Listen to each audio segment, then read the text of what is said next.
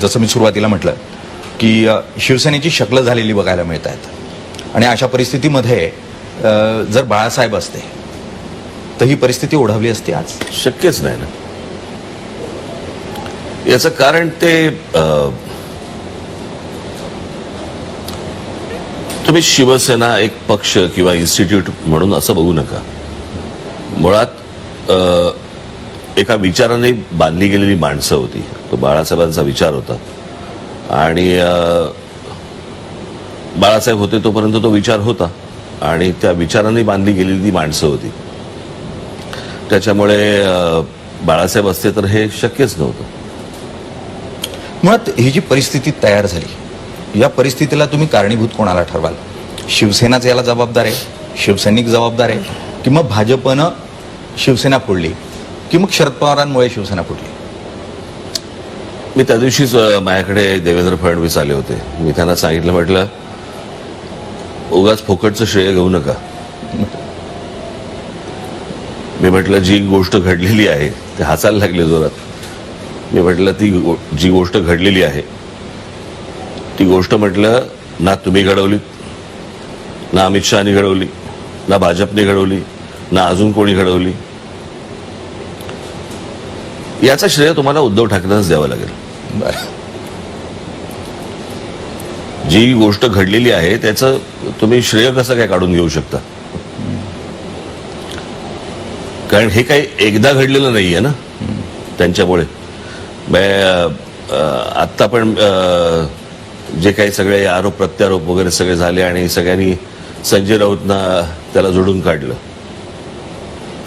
संजय राऊतचा काय संबंध?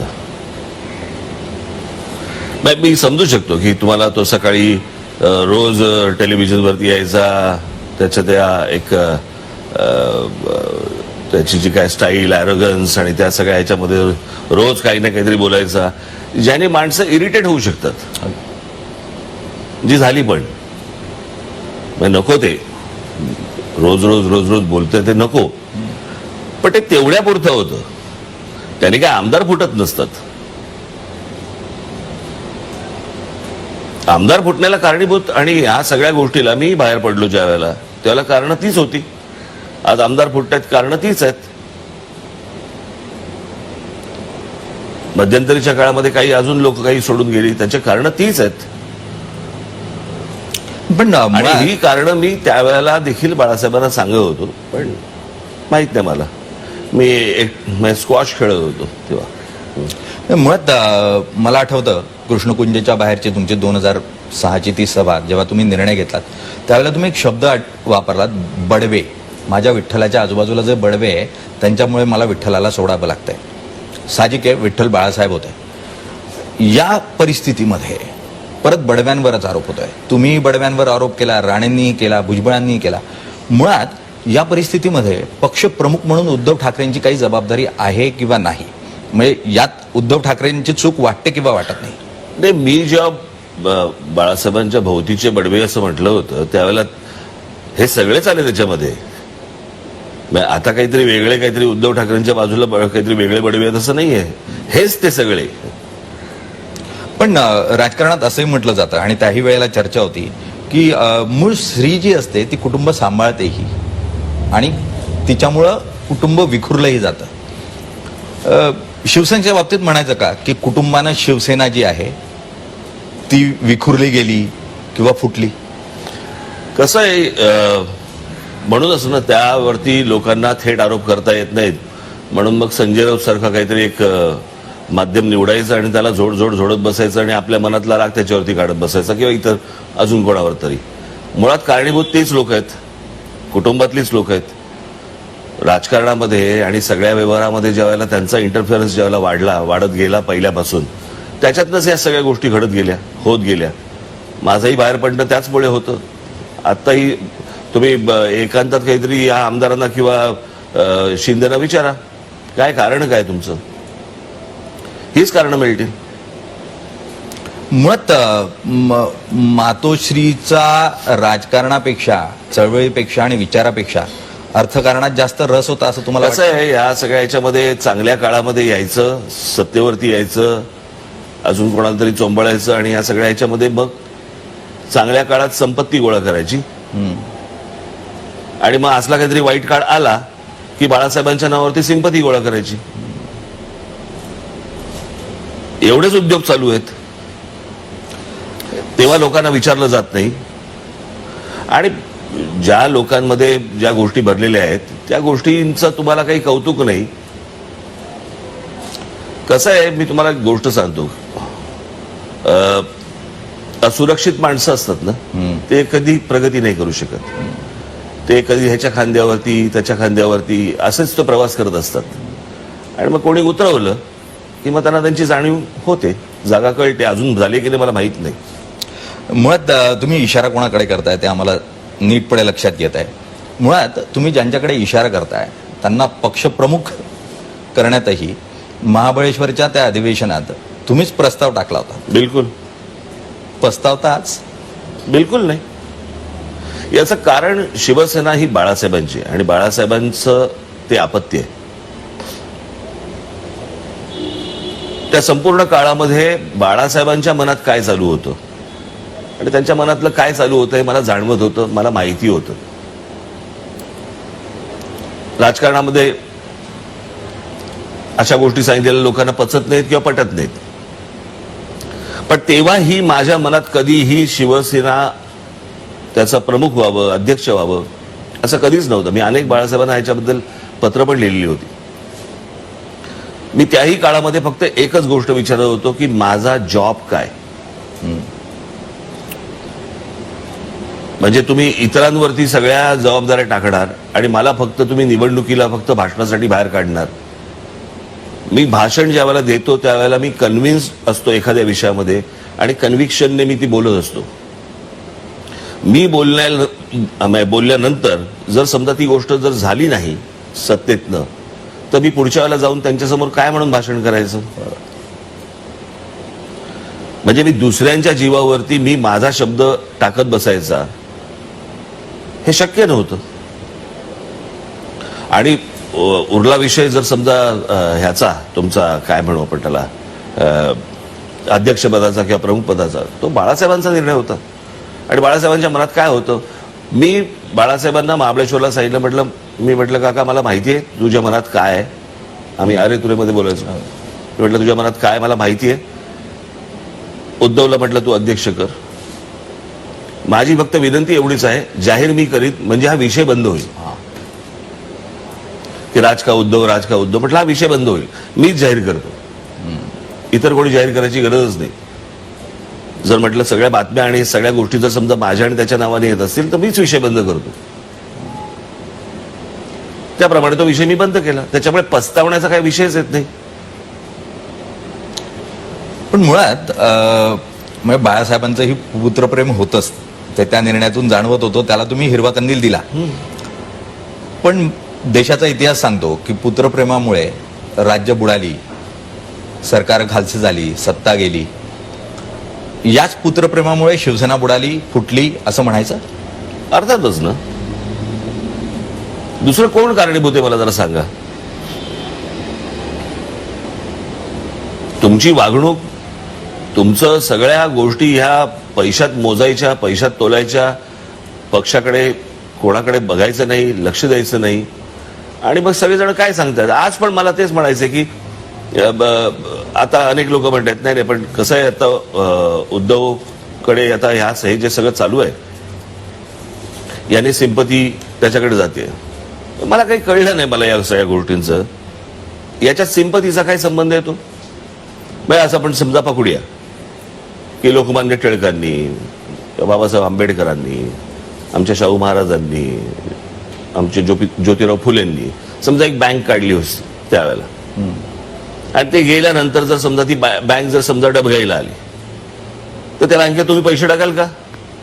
की नाही नाही नाही टिळकांनी काढली होती, नाही नाही बाबासाहेबांनी काढली होती म्हणून पैसे टाकाल का? नाही टाकणार ना. प्रश्न असा आहे की तो विचार, ती गोष्ट ही बाळासाहेबांची होती, ती बाळासाहेबांबरोबर गेली. आत्ताच्या शिवसेनेमध्ये तो विचार तरी आहे का? किंवा आताचे जे कोण प्रमुख अध्यक्ष जे कोणी आहेत यांच्या अंगावरती मराठीच्या विषयामध्ये किंवा हिंदुत्वाच्या विषयामध्ये अंगावर एक केस तरी आहे का? मला जरा सांगा. किंवा बाबा एक मोर्चा काढलाय, काही आंदोलनं केली, काही आहे का? किंवा तुम्हाला इतकी वेळा तुम्ही भाषणं ऐकलीत, बाळासाहेबांच्या तोंडातली काही 2-4 वाक्य सोडलीत, बरोबर आहे, त्यांच्यातनं आलेली, याच्या पलीकडे काय हिंदुत्व मांडलं मला जरा सांगा.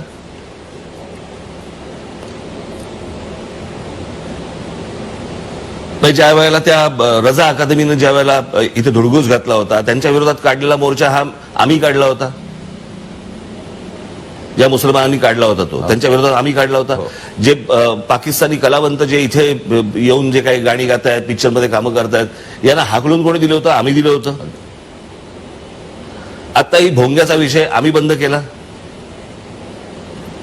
यात काय आम्ही आम्ही आम्ही हा विषय नाहीये, पण जी गोष्ट तुम्ही करतात ती कन्व्हिक्शनने करतात, एका कमिटमेंटने करतात, तो विचार माझ्या आजोबांचा, बाळासाहेबांचा विचार, तो विचारांचा वारसा हा मला असं वाटतं मी चालवतोय.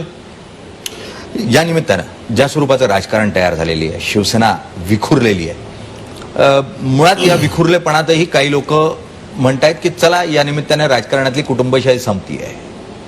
पण या पूर्ण परिस्थितीमध्ये मातोश्रीचा किंवा बाळासाहेबांचा खरा वारसदार मिळेल असं तुम्हाला मी वाटतं? तुम्हाला एक गोष्ट सांगतो की वारसा हा विचारांचा पाहिजे, इन्स्टिट्यूटचा असता कामा नये. महात्मा गांधी किंवा तुमचे म्हणजे त्याच्या अगोदर समजा स्थापना म्हणून लोकमान्य टिळक, नंतर पंडित जवाहरलाल नेहरू, इंदिरा गांधी, आता ह्या सगळ्या गोष्टींचा विचार केला तर राहुल गांधींना पण मतदान व्हायला पाहिजे. ती काँग्रेस आहे का? नाहीये. आणि त्या सगळ्या गोष्टींमुळे राहुल गांधींना मतदान होत नाहीये, हे आपण समजून घेतलं पाहिजे ना. सो वारसा हा नेहमी विचारांचा असतो. एक काहीतरी आपण मी दुकान टाकलंय, दुकानामध्ये माझे कोणतरी काहीतरी कोणाचे तरी आजोबा चालवायचे, धो चालायचं.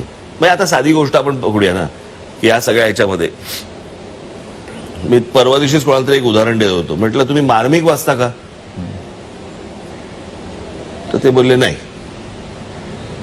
म्हणजे मला अजूनही आठवते ज्या वेळेला माझ्या बाळासाहेबांनी आणि माझ्या वडिलांनी ज्या वेळेला मार्मिक सुरू केला, त्यावेळेला सहसंपादक दपा खांबेटे होते.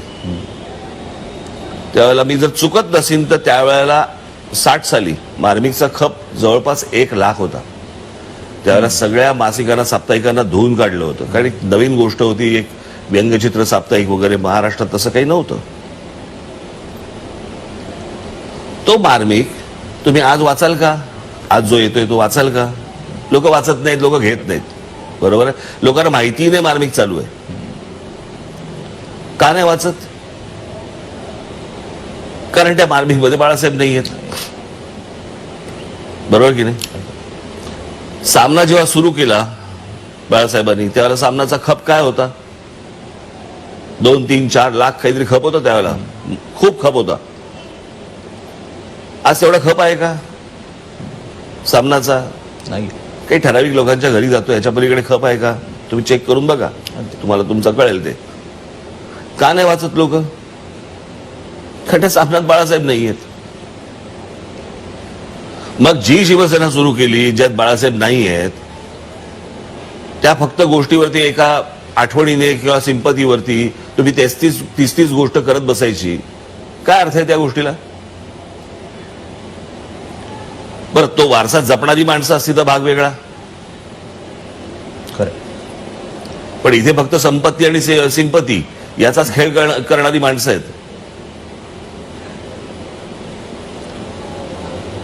म्हणून मी त्या दिवशी जे लिहिलं ना, पहिल्या दिवशी मी जे ट्विट केलं होतं ना, अगदी की स्वतःच्या नशिबाला जो माणूस स्वतःचं कर्तृत्व समजतो ना, त्याचा राज सुरू होतो. ते नशिबाने चालू होतं त्यावेळेला. 2012 पर्यंत बाळासाहेब होते, तोपर्यंत त्या गोष्टी सुरू होत्या. नंतरची निवडणूक बाळासाहेबांच्या नावावरती आली, लोकांनी बाळासाहेब नाही आहेत म्हणून मतदान केलं. पुढची निवडणूक नरेंद्र मोदी पंतप्रधान त्यांच्या नावाने झाली, त्याचा फायदा यांना मिळाला. आता जो घोळ घालून ठेवला या लोकांनी, मला ही गोष्टच नाही समजत की ह्याने वाटेल तसं वागायचं, वाटेल त्या गोष्टी करायच्या. काहीतरी येऊन सांगायचं की मला कमिटमेंट दिली होती आणि मला सांगितलं होतं 2.5 वर्ष तुमचा मुख्यमंत्री. मला कळलं नाही. एका 4 भिंतीमध्ये तुम्ही सांगता की अमित शहानी मला कमिटमेंट दिली होती. त्यांची जाहीर भाषणं आहेत. पंतप्रधान नरेंद्र मोदींचं जाहीर भाषण आहे, ज्या वेळेला त्या व्यासपीठावरती उद्धव ठाकरे बसलेले आहेत आणि ते सांगतात की या निवडणुकीमध्ये विजय आपल्याला मिळणार आणि महाराष्ट्राचा मुख्यमंत्री देवेंद्र फडणवीस होणार. आहे ना भाषण? आहे. अमित शहाचं भाषण आहे, ज्याच्यामध्ये ते सांगतात की देवेंद्र फडणवीस मुख्यमंत्री होणार. आक्षेप का नाही घेतलात? निवडणुकीचे निकाल लागल्यानंतर तुम्हाला सगळ्या गोष्टींचा साक्षात्कार झाला की आपल्याला कमिटमेंट दिली होती म्हणून. बरं, ते सांगतात दिलेली नाहीये. का देतील? मी तुम्हाला साधी गोष्ट सांगतो. मला अजूनही आठवतंय की 88-89 ची गोष्ट असेल, 89. आणि त्यावेळेला मातोश्रीला होतं का सेंटर हॉटेलला होती, मला आता तेवढं आठवत नाही मला. पण त्यावेळेला बाळासाहेब होते, आम्ही सगळे होतो, गोपीनाथराव होते, प्रमोदजी होते. मला असं वाटतं त्यावेळेला ते अध्यक्ष वहाडणे होते बहुधा. आणि असे सगळेजण बसलेले होते. आणि मग त्यावेळेला असा एक फॉर्म्युला ठरला की ज्याचे जास्ती आमदार त्याचा मुख्यमंत्री. सगळ्यांनी मान्य केलं. त्या 90च्या मला असं वाटतं निवडणुकीमध्ये शिवसेनेला काहीतरी 54 काहीतरी आमदार निवडून आले आणि 42 का काहीतरी भाजपचे निवडून आले. त्या सगळ्या बोलण्यानुसार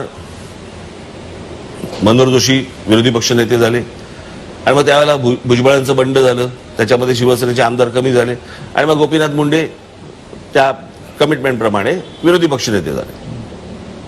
95ला निवडणुका झाल्या, त्याप्रमाणे मला असं वाटतं 71 का 72 शिवसेनेचे निवडून आले आमदार आणि 61 का 62 का असं 63 काहीतरी भाजपचे काहीतरी निवडून आले. त्याप्रमाणे मनोहर जोशी मुख्यमंत्री झाले, त्याच्यानंतर नारायण राणे मुख्यमंत्री झाले. मला आठवत नाही कधी भारतीय जनता पक्षाकडनं असा प्रस्ताव आला की नाही 2.5 वर्ष आम्हाला द्या म्हणून. मग जर समजा युतीमध्ये हा एक फॉर्म्युला ठरलेला आहे तर तुम्ही का बिघडवताय आणि तुम्ही का सांगताय की 2.5 वर्ष आम्हाला मिळाली पाहिजेत? मुळात ज्याचे जास्ती आमदार त्याचा मुख्यमंत्री हे ठरलेलं आहे. ते तोडलं तुम्ही आणि ज्यांच्या विरोधात तुम्ही प्रचार केलात. मला आत्ताची सिच्युएशन बघतो ना, मी ज्या वेळेला ही परिस्थिती बघतो त्यावेळेला मला असं वाटतं ना, चुकीचा कॅरम फुटतो माहितीये. चला कोणाच्या सोंगट्या कोणाच्या भोकात तेच कळत नाही. कोण कुठे आहे. आता मला असं वाटतं लोकांना हे समजत पण नसेल आपण मतदान कोणाला केलं होतं की मतदान झालं. मग मतदान झाल्यानंतर निकाल आले. निकाल लागल्यानंतर एके दिवशी पहाटे एक शपथविधी झाला राज्यपालांकडे, देवेंद्र फडणवीस आणि अजित पवार. मग ते फिसकटलं. मग शरद पवार आणि मग उद्धव ठाकरे यांची बैठक झाली, भेट झाली वगैरे वगैरे वगैरे. मग उद्धव ठाकरे, शरद पवार आणि काँग्रेस अशी युती झाली आणि मग त्याचं एक सरकार बसलं. मग त्याच्यातनं काही आमदार फुटले. मग ते भाजपकडे गेले आणि आता भाजपचे झालेत, सत्ता आली आहे. मुख्यमंत्री जे फुडून गेले त्यांचे. काय चाललंय महाराष्ट्रात? अगदी असा महाराष्ट्र राजकीय दृष्ट्या कधीच बघितला नाही आपण.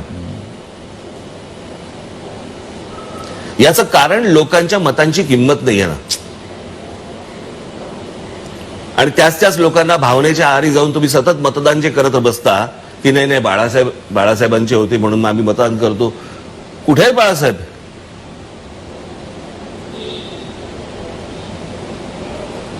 या भावनांना काही अर्थ आहे की नाही की ज्याच्यामध्ये आपण महाराष्ट्र दिवसेंदिवस मागे आपण नेतो आहोत.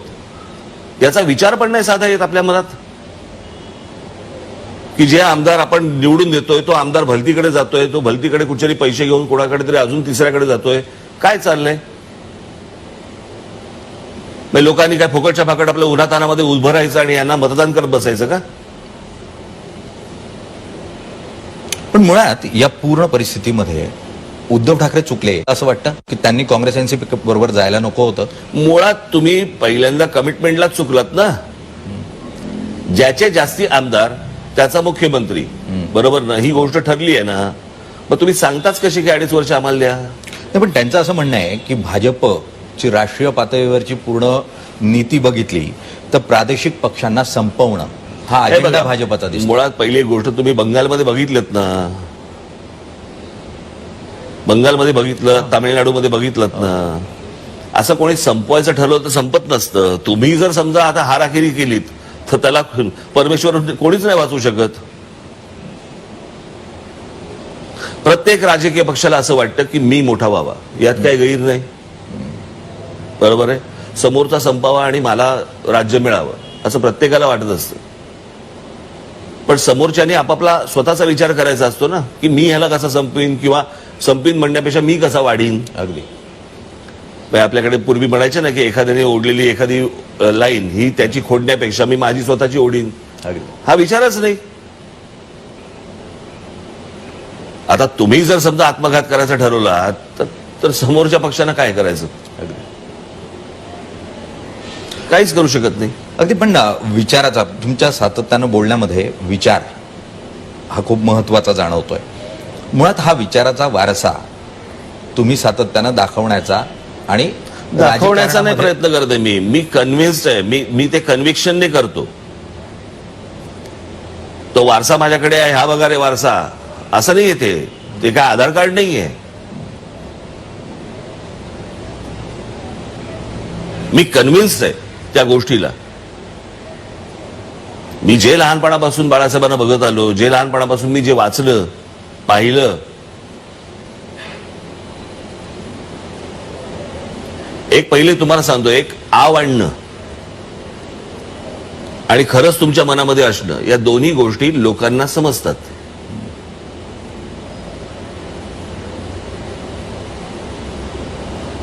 त्याच्यामुळे मी काय आव नाही आणत आहे त्या गोष्टीचा. पण तुमच्याबद्दल सातत्यानं हा प्रचार केला जातो किंवा असं बोललं जातं थेटपणे की हिंदुत्वाचा मधल्या काळामध्ये जो तुम्ही हनुमान चालिसा आणि हा जो प्रकार झाला, भाजपनं ते तुमच्याकडून करवून घेतलं. आणि कसं म्हणून असतं माहितीये ना, या सगळ्या गोष्टी हल्ली फार सोप्या झाल्यात. की राज ठाकरेंनी पक्ष काढला, कोणतरी मध्यंतरी कोणतरी पोरकटासारखं काहीतरी बोललं की राज ठाकरेंनी पक्ष काढला, तो म्हणे शरद पवारांनी त्यांना सांगितलं म्हणून पक्ष काढला, शरद पवारांनी सांगितलं म्हणून मी पक्ष काढणार. म्हणजे बाळासाहेब असताना स्वतःचा राजकीय पक्ष त्यांच्या समोर काढणं काही सोपी गोष्ट होती का? आणि माझा आणि शरद पवारांचा काय संबंध होता तेव्हा? काय आहे, आपल्याकडे कुठच्याही गोष्टी ना, नाही बहुधा भाजपचा हात असावा, बहुधा पवारांचा हात असावा, हे सगळे हात चिकटवायचे, त्यांचीच माणसं चिकटवतात आणि एक स्वतःचं महत्व वाढवून घेतात. प्रश्न असा आहे की भारतीय जनता पक्षाने जर समजा हे सगळी गोष्ट भारतीय जनता पक्षाने का नाही केलं?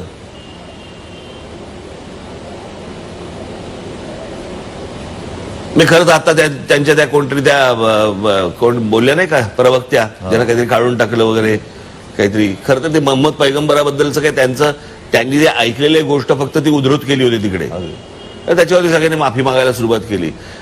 ते इथे ते हरामी बसलेत काय ते ओवेसी, तो आमच्या देवदेवतांबद्दल ज्यावेळेला जाहीर भाषणांमधून बोलतो त्यावेळेला बाकीचे मागतात का हो माफी? अगदी खरं.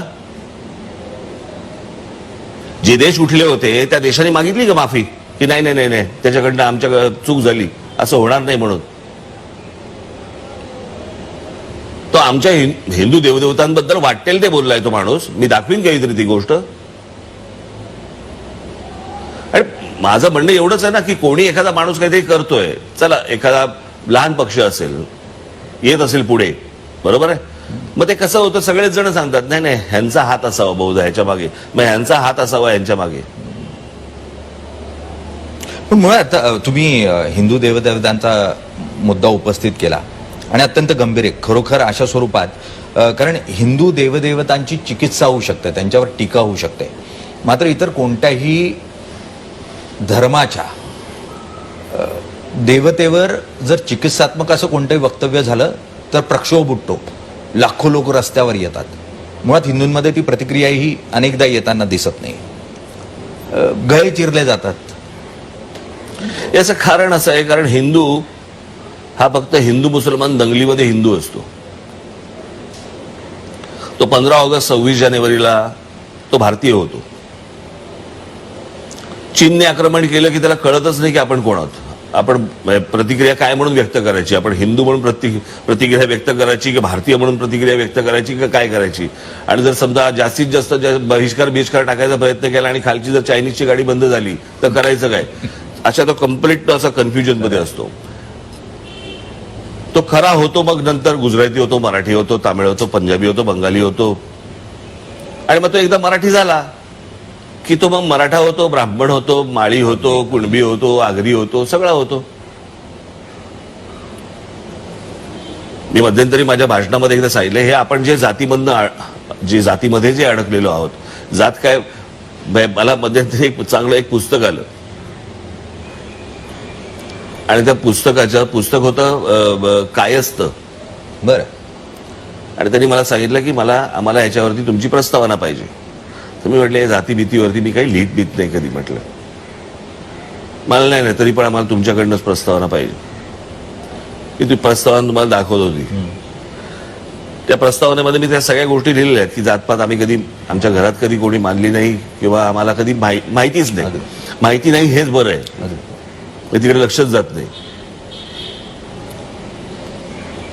पण शेवटी मी त्याच्यामध्ये असं म्हटलं की त्या पुस्तकामध्ये साधारणपणे खाद्य संस्कृती कुठची, आपली कुलदैवत कुठची, बाकीच्या गोष्टी कुठच्या, आपल्याकडे कोणते कोणते काय काय गोष्टी असतात, ते सगळं त्याच्यामध्ये होतं. मी म्हटलं सर्व जातींमधली सगळ्यात आवडणारी गोष्ट जर कुठची मला असेल तर ती खाद्य संस्कृती आहे, कुठचीही जात असू देत. मला असं वाटतं की प्रत्येक जातीमधल्या प्रत्येक आजीने अशी पुस्तकं लिहिली पाहिजेत आणि ह्या गोष्टी शिकवल्या पाहिजेत, टिकवल्या पाहिजेत आणि पुढच्या पिढ्यांच्या हातात दिल्या पाहिजेत. तर कारण हिंदू ही संस्कृती आहे, ती संस्कृती टिकली पाहिजे. म्हणजे आज बघा तुम्ही, जवळपास मधली 125 वर्ष जर मराठीशाहीची सोडली आपण, तर खिलजी आल्यापासून किंवा गजनीचा मोहम्मद आल्यापासून ते साधारणपणे 1947 सालापर्यंत आपण पारतंत्र्यामध्ये होतो, बरोबर की नाही? पण आपल्या संस्कृतीत काही फरक पडला का? आपल्या महिला असतील तरी कुंकू लावणं, मंगळसूत्र घालणं, काही आपले सण साजरे करणं, साड्या घालणं, वेगवेगळ्या प्रकारचे पोशाख असतात आपल्याकडे राज्यामध्ये, हे आपण विसरलो का? घालवले का? नाही गेले. याचं कारण ही संस्कृती आहे. आणि ज्या वेळेला धर्माची गोष्ट येते, हे जेव्हा गळेबिळे चिरतात ना, तुम्ही आता बोललात ते, धर्माची ज्यावेळेला गोष्ट येते त्यावेळेला हे जास्तीत जास्त असुरक्षित असतात, कारण तो संपला की ते संपले.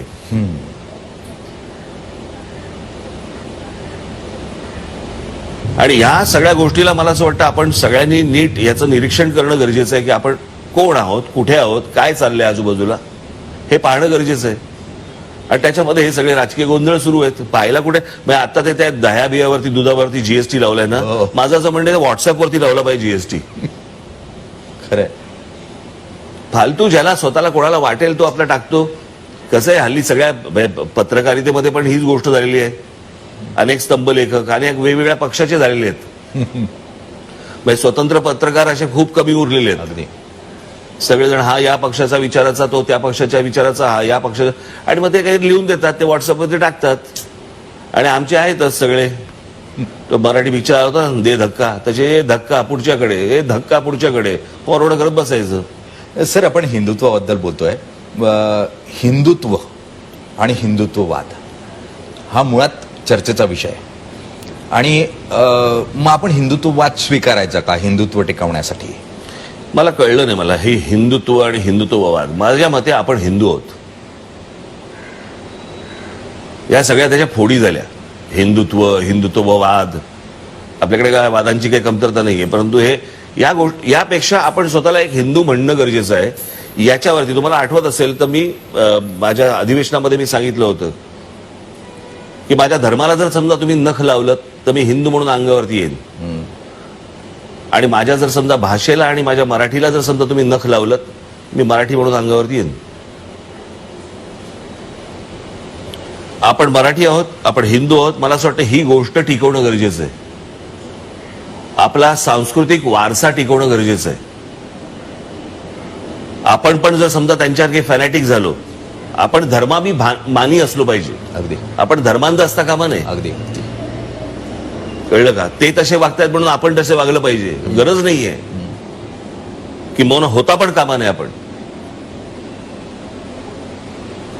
म्हणजे असल्या गोष्टींचं अनुकरण करून चालणार नाही आपल्याला. आपण जे आहोत, आपल्या ज्या गोष्टी आहेत, व्हॅल्यूज ज्या आहेत इतक्या वर्षांच्या, हजारो वर्षांच्या, मला असं वाटतं त्या टिकवणं गरजेचं आहे. त्या पुढच्या पिढ्यांच्या हातामध्ये देणं गरजेचं आहे. त्या टिकणं गरजेचं आहे. अगदी खरंय. तुम्ही जे म्हणतायत मुळात तोच विचार शिवाजी महाराजांनी हिंदुत्वाचा अर्थातच दिलेला होता. 18 पगड जाती आणि अगदी मुस्लिमांनाही बरोबर घेऊन स्वराज्य उभं राहिलं. मुळात तुम्ही एक उल्लेख केलात की बाळासाहेबांनी काढलेली शिवसेना, बाळासाहेब गेले, आता विचारही गेला अशी स्थिती तयार झाली आहे. पण मराठी माणसाला असं वाटतं की मुंबई टिकली, वाढली, जगली, मराठी माणूस जर जगला तर तो शिवसेनेमुळे जगला. म्हणूनच मी तुम्हाला सांगतो ना की हा विचार आहे, हा विचारांचा वारसा. मला एक साधी गोष्ट सांगा, मराठी आता या दुकानांवरच्या पाट्या, महाराष्ट्र नवनिर्माण सेनेने ज्यावेळेला आंदोलन केलं, त्यांना ज्यावेळेला एक वेळ दिली, आज 10 दिवस उरलेत, 9 दिवस उरलेत, 8 दिवस उरलेत, ज्यावेळेला सगळीकडे लागलं त्यावेळेला धनाधन सगळीकडे मराठी पाट्या सुरू झाल्या. सगळ्या शहरांमध्ये, सगळ्या ठिकाणी मराठी पाट्या केल्याचे आंदोलन हे कोणी केलं? आम्ही केलं. तुम्ही जे मोबाईल फोनवरती जे मराठी ऐकता, बरोबर आहे की तुमचा कॉल काय वेटिंग वरती आहे किंवा काय, जे मराठीमध्ये ऐकता, जे मराठीमध्ये नव्हतं, जे फक्त हिंदी आणि इंग्लिशमध्ये होतं, बरोबर की नाही? ज्या वेळेला या सगळ्या लोकांची ज्यावेळेला कान पेळले, त्याच्यानंतर या सगळ्या गोष्टींच्या मराठीत सुरू झाल्या. हे आम्ही केलं, बरोबर ना? हो. आज त्या रेल्वे आंदोलनामध्ये आज हजारो मराठी मुलांना नोकऱ्या लागल्या. त्याच्यामुळे विचार हा जिवंत आहे की नाही आहे ही गोष्ट पाहणं गरजेचं आहे. तो विचार कोणाकडे आहे?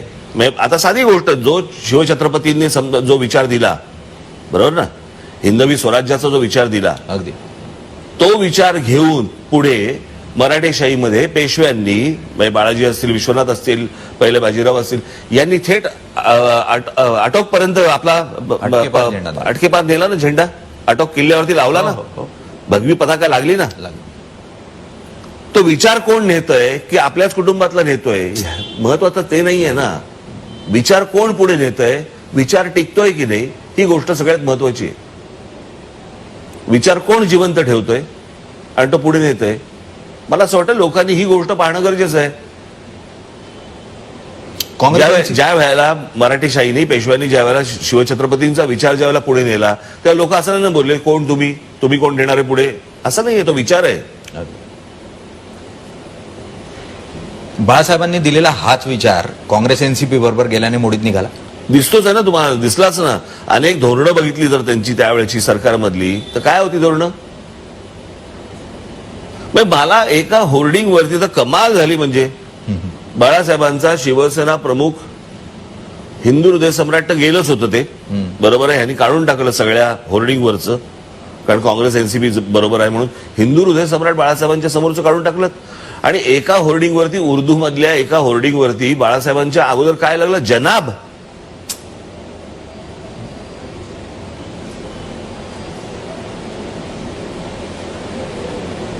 सगळ्या गोष्टी तुम्ही सोडून द्यायच्या फक्त सत्तेसाठी आणि पैशासाठी, आणि उद्या ते हातातलं गेलं की मग लगेच परत बाळासाहेबांच्या नावाने परत तुम्ही जप करत बसायचा.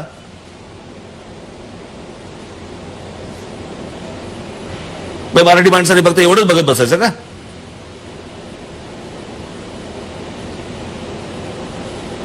हे ढोंगी आहेत, हे फक्त बाळासाहेबांच्या नावाचा वापर करतायत आणि वापर करून जेवढं पदरात अजून घेता येईल तेवढं चालू आहे. हे ज्यावेळेला असल्या प्रकारचे ज्यावेळेला दिवस येतात त्यावेळेला मग अगदी असा चेहरा बिरा करून जायचं लोकांसमोर. मला कळलं नाही, इतके दिवस आजारी होते, कुठे मंत्रालयात जात नव्हते, कुठे जात नव्हते, आता शिवसेना भवनला जातात. झालं, बरं झालं सगळं. मला कोणाच्या वैयक्तिक आयुष्यामध्ये शिरायचं नाही आणि कोणाच्या कुटुंबातही जायचं नाही मला. पण ज्या वेळेला एखादी गोष्ट, ज्या वेळेला ते कुटुंब ज्या वेळेला राजकारणात येतं, पुढे येतं आणि सगळ्या गोष्टींचे व्यवहार ज्याला बघायला लागतात, त्या वेळेला मग तुम्ही बोलणार नाही का या गोष्टी? मी त्या दिवशी माझ्या गुढीपाडव्याच्या सभेमध्ये पण बोललो होतो. त्यांनी सांगितलं होतं की माझ्या कुटुंबावरती कसले येता, अटक करायची असेल तर मला करा. अरे वा रे वा, सगळ्या ठिकाणी तुमचं कुटुंब शिरणार आतमध्ये आणि त्यांच्यावरती कुठची कारवाई झाली की तुम्ही चिडणार आणि तुम्ही म्हणणार कुटुंबावरती कसले येतात. पण त्यातून ईडी लागली आणि ईडी मग थोडंसं धास्तावणारी होती. त्यातून अनेक प्रश्न तयार झाले, वादही वाढत गेले आणि एक दोन नेता अनेक जणांवर ईडी लागत गेली. मुळात ईडीच्या माध्यमातून आम्हाला संपवण्याचा प्रयत्न करण्यात आला, अशा स्वरूपाचा प्रचार झाला. प्रश्न असाल ना की हात स्वच्छ असतील तर जा सामोरे, संपताय कशाला? तुम्हाला विचारायला बोलवत आहेत ना की बाबा याचं काय आहे. मला पण बोलवलं होतं ना, मी गेलो ना, सांगितलं. राजकीय दृष्ट्या जर समजा तुम्हाला करायचं असेल, आता आणीबाणीच्या काळामध्ये राजकीय दृष्ट्या सगळ्यांना आत टाकले होते ना, बरोबर ना? हे राजकारण आहे. आणि कसं आहे, शेवटी आज जे करतायत बरोबर आहे, उद्या फासे पलटतात, सगळ्या गोष्टी उलट्या सुलट्या होतात. या होतच आल्या. काँग्रेसचं सरकार होतं, काँग्रेसच्या सरकारमध्ये ह्या गोष्टी झाल्या. आता भाजपचं आलं, भाजप आता त्याच गोष्टी करते. म्हणून मी मागे एकदा म्हटलं होतं माझ्या भाषणामध्ये की आपण करत असलेले एखादं धोरण, अगदी तो आपण एक पायंडा पाडतो, अगदी, आणि तो पायंडा जर समजा चुकीचा पायंडा पाडला आपण, तर पुढचे येणारे हे त्याच्यापेक्षा दुपटीने ती गोष्ट करायला लागतात. त्याच्यामुळे आपण पाऊल टाकताना जपून पाऊल टाकलं पाहिजे, विचार केला पाहिजे या गोष्टींचा की हे उद्या उलटून आपल्या अंगावर नाही येणार. पण ते ईडी बाबतीत तुमच्यावर आक्षेप आणि टीका ही उघडपणे अशी होते की ईडी लागल्यापासून तुम्ही थोडं भाजप प्रणित अशा वक्तव्यांकडे वळालात म्हणून. काय संबंध त्याचा? मी त्या दिवशी माझ्या ठाण्याच्या सभेत बोललो ना, ज्यावेळेला टीका करायची त्याला टीका करणार. पण जर समजा तिकडे काश्मीरमध्ये 370 कलम जर रद्द झालं तर तसं अभिनंदन नाही करायचं. तुम्ही काय म्हणणार, ते मी तिकडे गेलो? म्हणजे कसं आहे माहितीये ना, पवारांशी जरा दोन शब्द बोललो की लगेच अच्छा पवारांबरोबर युती होते का, यांच्याबरोबर काहीतरी बोललो की लगेच अच्छा भाजपबरोबर काहीच करताय का. म्हणजे एकदा पंतप्रधान नरेंद्र मोदी ज्यावेळेला बारामतीला आले आणि ते म्हणाले की मैं शरद जी की मैं उंगली पकड़ के मैं राजनीति में आया, असं पंतप्रधान नरेंद्र मोदी म्हणाले होते, बरोबर ना? मग काय लगेच मोदी आणि पवारांची युती झाली. तुम्हाला काय ना, तुम्हाला रोज 24 तास जे चालवायचं असतं ना, कळलं का, सतत जे काय कोळसा टाकायला लागतो ना, जो मिळेल तो टाका. आणि ह्याच्यामधनं काही दुसरं काय, दिवसभर रोज बातम्या तुमच्या कोण बनवणार? मग ते मध्ये तरी ते का आलं, अमित ठाकरेंना मंत्री करणार. एक कोणतरी रिकाम टेकडा बसलेला असेल कुठेतरी, आता काय करूया, आता काय आज काय काम नाहीये, मग टाका बातमी. कशाचा कशाला काही संबंध नाही. आता काय तुमच्याकडनं काय मिळत नाही ना, मग आम्हीच बातमी टाकतो, आता उत्तर तुम्ही द्या. हे उलटे उद्योग सुरू झाले. मुळात या परिस्थितीमध्ये म्हणजे अमित ठाकरेंबद्दलचा विषय निघाला म्हणून एक चर्चा होती सध्याच्या परिस्थितीमध्ये की मनसेमध्ये हे 40 आमदार जे आहेत ते विलीन करून घेण्याचा प्रयत्न केला जाईल, जेणेकरून कायदेशीर पातळीवर हे आमदार गट म्हणून स्थापित होतील, ते पक्षात विलीन होतील. प्रस्ताव आला तर या 40 आमदारांना स्वीकाराल? हे बघा, शेवटी हे माझ्याबरोबर जुने काम केलेले लोक आहेत, माझे सहकारी आहेत ते पूर्वीचे. हा झाला सगळा टेक्निकल भाग. तुम्ही जसं बोलताय तशा बातम्या मीही ऐकल्या, कळलं का, हे वर्तमानपत्रामध्ये लिहून आलं वगैरे वगैरे. हे टेक्निकल मला काही माहिती नाहीये. पण उद्या समजा त्यांच्याकडनं अशा प्रकारची काही गोष्ट आली तर नक्की विचार करीन. असं नाही वाटत की यामुळे तुमचा कार्यकर्ता जो आहे त्याला दुजा भाव दिला जाईल? अजिबात नाही, अजिबात नाही. मी माझ्यासाठी सर्वप्रथम माझा महाराष्ट्र सैनिक आहे, बाकीचे नंतर. सर, या पूर्ण परिस्थितीमध्ये बंड झालं, एकनाथ शिंदे 40 आमदारांना घेऊन बाहेर पडले, अभूतपूर्व असं बंड आहे. पण हे काही पहिल्यांदा झालं नाही शिवसेनेत. भुजबळांनी केलं, राणेंनी केलं, मग अगदी राज ठाकरेंनीही केलं. राज ठाकरेंच्या बंडा, माझं बंड नव्हतं, मी बाळासाहेबांना सांगून निघालो होतो आणि मी दुसऱ्या कुठच्या पक्षात नाही गेलो. राजकीय कुठच्या तरी सत्तेच्या स्वार्थासाठी मी कुठच्या दुसऱ्या पक्षात नाही गेलो. मी स्वतःचा पक्ष बाळासाहेबांना सांगून भेटून मी बाहेर पडून तो स्थापन केलेला आहे. त्याच्यामुळे त्या बंडाबरोबर माझ्या तुम्ही बरोबरी करू नका. हा, पुढे बोला. तुम्ही ज्या वेळेला बाहेर पडलात त्यावेळेला तुमच्याबरोबर एक आमदार होता आणि शिंदे 40 आमदार घेऊन पडले. मुळात त्यामुळे एक तुलना व्हायला सुरुवात माझ्या झाली. बरोबर बाळा नांदगावकर जे आले, कळलं का, ते शिवसेनेचेच आमदार होते. हा, हो हो निवडणूक लागेपर्यंत बाळा नांदगावकर कधीही महाराष्ट्र नवनिर्माण सेनेच्या व्यासपीठावरती नव्हते, ते माझ्या बरोबर होते. पण शिवसेनेकडनं आलेला जो व्हीप असायचा तो व्हीप बाळा नांदगावकर पाळायचे. परत मी तुम्हाला सांगतोय की ते आणि हे वेगळं आहे. हा. सर, मान्य करूयात की ही तुलना होऊ शकत नाही. एकनाथ शिंदेची आणि राज ठाकरेंची तुलना होऊ शकत नाही. मुळात राज ठाकरेंबद्दल मधल्या काळातल्या, म्हणजे तुम्ही 2006 नंतर पक्ष स्थापन झाल्यानंतरच्या अनेक टप्प्यांवर यश अपयश उतार चढाव हे राजकारणामध्ये तुम्ही जवळून बघितले आणि त्या अनुषंगानं मग टीकाही होत गेली, स्तुतीही झाली.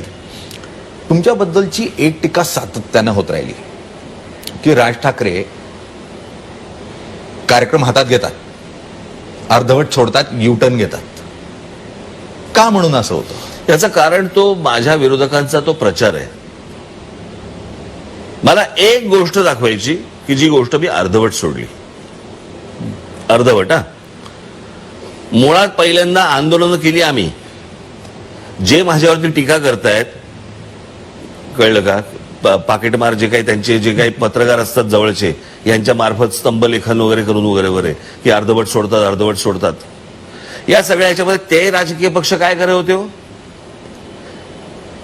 ज्यांच्या जाहीरनाम्यामध्ये सांगितलंय की आम्ही टोलमुक्त महाराष्ट्र करू म्हणून, शिवसेना भारतीय जनता पक्षाच्या जाहीरनाम्यात आहे ना टोलमुक्त महाराष्ट्र करू. बरं, राज ठाकरेंनी ज्यावेळेला टोलचं आंदोलन ज्यावेळेला केलं आणि महाराष्ट्रामधले जवळपास 65 ते 66 का 67 टोल नाके बंद केले, त्याचं श्रेय देणार नाही तुम्ही?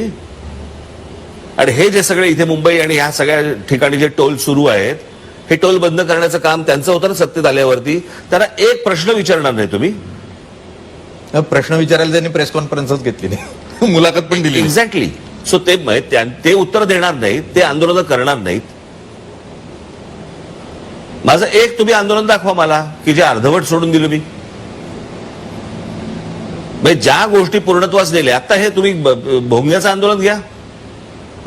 पोलिसांकडनं रिपोर्ट आला जवळपास 92 ते 93% लाऊडस्पीकर बंद झाले, अजान बंद झाल्या ना, अजान बंद झाले. आजपर्यंत फक्त लाऊडस्पीकर काढा काढा काढा काढा एवढंच सांगत होते ना.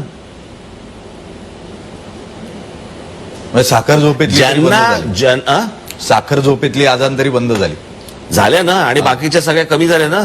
डेसिबल. प्रश्न असा आहे या सगळ्या याच्यामध्ये, हे करणार काही नाहीत लोक, पण जो करतोय ना त्याला बदनाम कसा करायचा, त्याला यश मिळता कामा नये. सर, आणि मग त्याला कसं आहे, त्याला यश मिळालं की मग सांगायला मोकळे आमचाच हात होता. पण तुम्हाला यश मिळालं, वेगवेगळ्या टप्प्यावर यश मिळालं, मग ते आमदारांच्या रूपानं पण मिळालं, ते नगरसेवकांच्या रूपानं पण मिळालं. 13 आमदार निवडून आले, त्यातले 12 गेले, एकच आज उरला. मुंबई महानगरपालिकेमध्ये 7 नगरसेवक निवडून आले, 6 शिवसेना घेऊन पळाली. असं का होतं तुमच्याबरोबर?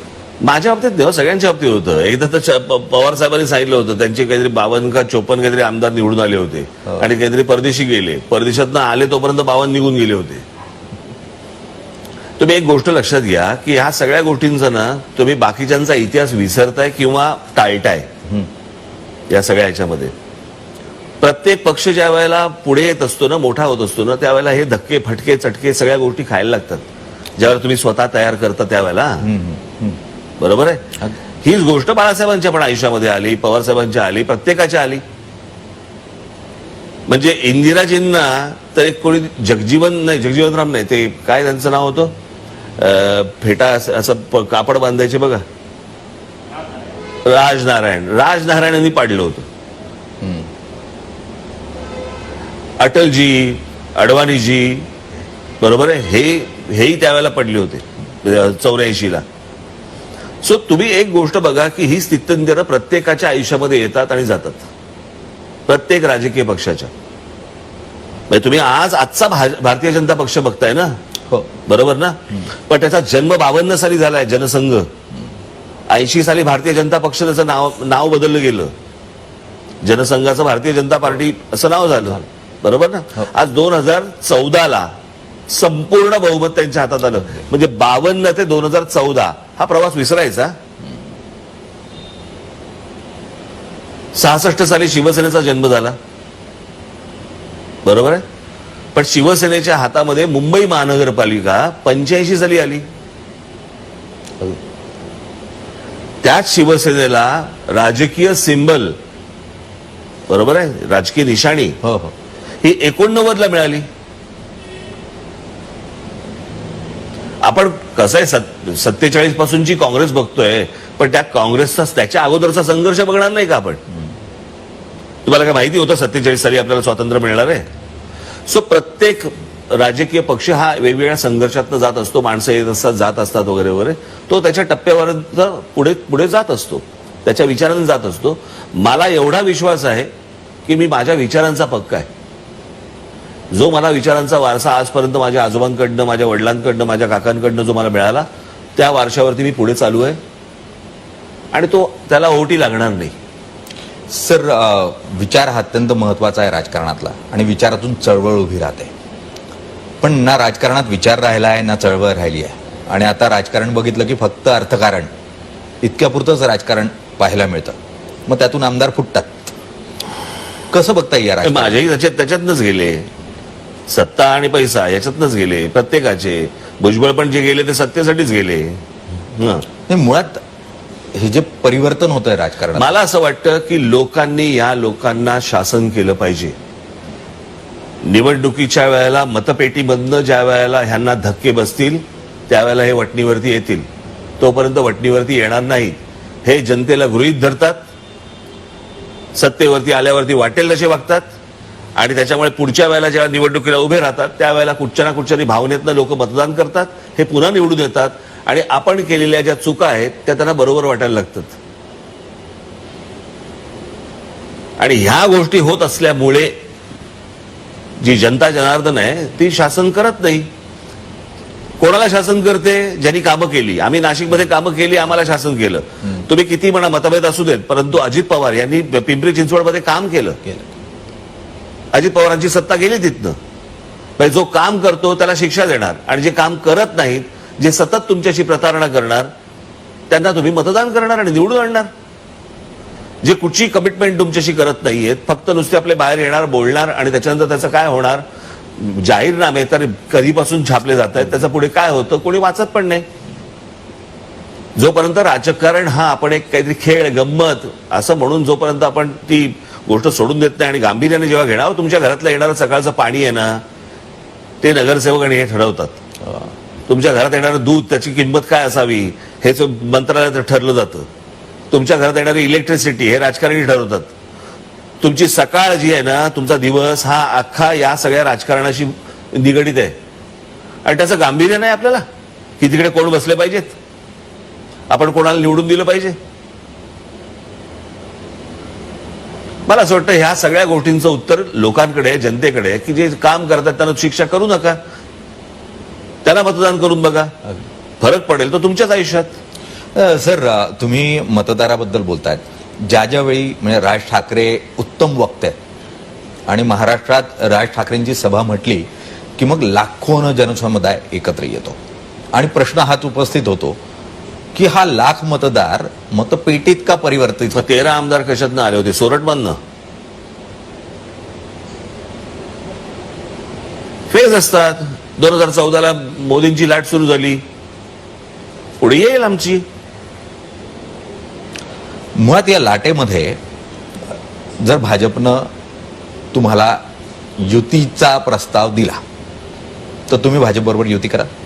नाही, आता मला ह्या गोष्टींचं काही उत्तरच देता येणार नाहीत.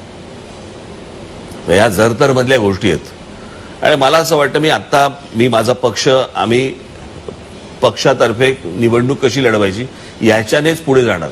तुम्ही युतीचा विचार करून कोणी युतीचा विचार करून जर समजा पक्ष बांधायला घेतलात ना, तो बांधलाच जाणार नाही.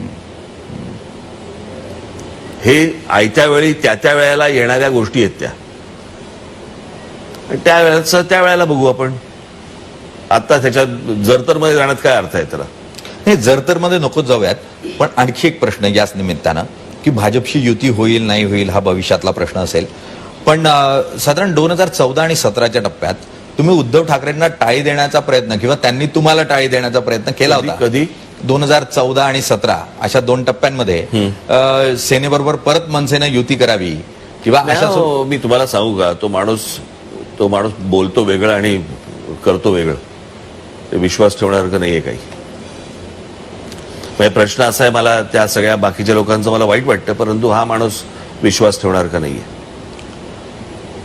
विश्वासानं जवळ आले. कारण असं समजूयात की बाळासाहेबांनी तुम्हाला फोन केला होता, दादू इस्पितळात आहे ते आणि बघा. तुम्ही धावत बरोबर आहे, तो तिथं भावनेचा पोहोचला. विषय आहे आणि तो विषय काय म्हणू आपण, आजारपणाचा विषय आहे वगैरे, ते ठीक आहे. परंतु मला माहिती आहे, तो अख्ख्या देशाला आणि महाराष्ट्राला माहित नाही इतका जवळून मला माहिती आहे. पण तुम्ही भावनिक आहात आणि अशा परिस्थितीमध्ये मराठी माणूस पण किंवा शिवसेनेचा मतदार पण तुम्ही मराठी माणूस जे करताय ना, तर मला असं वाटतं की काँग्रेस, एनसीपी, भारतीय जनता पक्ष यांना कानेडी, तामिळ असे कोणी लोक मतदान नाही करत आहेत महाराष्ट्रात. मराठीच लोक मतदान करतायत. हे जे मराठी जे करताय ना तुम्ही, ती मराठी म्हटलं की शिवसेनेला मतदान. शिवसेनेला कुठचं मतदान? तुम्ही पहिल्या डोक्यातनं काढून टाका. हे महाराष्ट्रात जी लोक मतदान करतात ती मराठीच आहेत. चला आपण मान्य करूयात की महाराष्ट्रातल्या प्रत्येक नागरिकाला वाटतं की मातोश्री संकटात आहे आणि मातोश्री संकटात असताना, ठाकरे संकटात असताना ठाकरे जाणार की नाही जाणार? प्रश्न असा आहे ना, मी परत तुम्हाला सांगितलं, आपण जिथून सुरुवात केली आपण परत तिकडेच येतोय. ती एक वास्तू आहे, कळलं का? आणि एक संघटना आहे. वास्तूवर काही प्रॉब्लेम नाहीये, ती तिकडेच आहे. विषय संघटनेचा. ज्या माणसाने, जो माणूस संस्थापक होता, तो माणूस आता त्या संघटनेत नाहीये ना, त्याचा विचार त्या संघटनेत पक्षात आहे. हळहळ करण्यात काय अर्थ आहे? सर, आता थोडंसं राजकारणाच्या बाहेर आणि कुटुंबाचा विषय निघाला म्हणून कुटुंबाबद्दल, तुम्ही आजोबांना तुमच्या जवळून बघितलं, प्रबोधनकारांना. आता तुम्ही आजोबा झालाय. मुळात पुढच्या पिढीकडे कसं बघताय सध्याच्या राजकीय पार्श्वभूमीवर? तो खूप लहान आहे, तो अगदीच लहान आहे, पण तुमची पुढची पिढी तयार आहे आता राजकारणात यायला. नाही, मला नक्की वाटतं की महाराष्ट्र, मराठी भाषा, आपला धर्म, आपला देश, या गोष्टींकडे त्यांनी अत्यंत गांभीर्याने पाहणं गरजेचं आहे. आपला माणूस, इथला माणूस, मराठी माणूस, या मराठी माणसाबद्दल समजून घेणं गरजेचं आहे. त्याची भावना समजून घेणं गरजेचं आहे आणि तो विचारांचा वारसा मला असं वाटतं त्यांनी त्या सर्वांनी जपणं गरजेचं आहे. अगदी विचार अत्यंत महत्वाचा आहे. अगदी सुरुवातीपासून शेवटपर्यंत मूळ मुद्दा जो मुलाखतीत येतोय तो म्हणजे विचार. आणि विचार सुटला की मग काय गत होते ती सध्या राजकीय परिस्थितीमध्ये आपल्याला पाहायला मिळते. मुळात या विचाराला यश मिळेल आणि तुम्ही या विचारानं मुळात नवनिर्माण सेनेची जी स्थापना केली होती, ती नवनिर्माण सेना जर उद्या सत्तेत आली, मुंबई महानगरपालिका, आम्ही मतदारांनी जर ठरवलं की तुम्हाला सत्ता द्यायची, तर तुम्ही वेगळं असं काय कराल मुंबईसाठी? मी तुम्हाला पहिली गोष्ट सांगतो, एका वाक्यात सांगतो, जे तुम्ही पाहिलं नाही ते मी मुंबईत करून दाखवू. आणि ती गोष्ट काय काय असेल हे मला असं वाटतं माझ्या जाहीरनाम्यात येईल. सर, तुम्ही मोकळेपणानं, खुल्या दिलानं प्रश्नांची उत्तरं दिली, त्यासाठी खूप खूप धन्यवाद आणि झी 24 तास कडून तुम्हाला खूप खूप शुभेच्छा. खूप